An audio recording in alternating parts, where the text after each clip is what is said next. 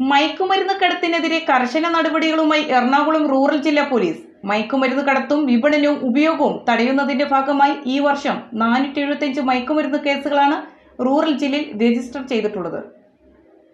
മയക്കുമരുന്ന് കടത്തിനെതിരെ കർശന നടപടികളുമായി എറണാകുളം റൂറൽ ജില്ലാ പോലീസ്. മയക്കുമരുന്ന് കടത്തും വിപണനവും ഉപയോഗവും തടയുന്നതിന്റെ ഭാഗമായി ഈ വർഷം 475 മയക്കുമരുന്ന് കേസുകളാണ് റൂറൽ ജില്ലയിൽ രജിസ്റ്റർ ചെയ്തിട്ടുള്ളത്.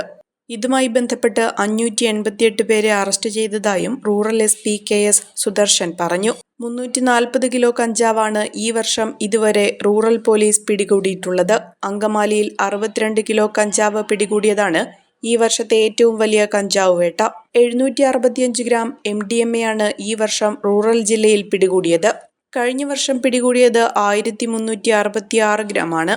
അങ്കമാലിയിൽ 550 ഗ്രാം MDMA പിടികൂടിയതാണ് ഈ വർഷത്തെ ഏറ്റവും വലിയ രാസലഹരി വേട്ട.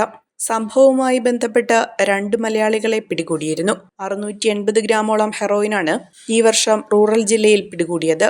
ഒരു കുടുംബത്തിനാവശ്യമായ എല്ലാ വസ്ത്രങ്ങളും ഹോൾസെയിൽ വിലയിൽ ഇപ്പോൾ സ്വന്തമാക്കാം. ഇന്ന് തന്നെ സന്ദർശിക്കൂ A1 textiles, Nehru park, Muvattupuzha.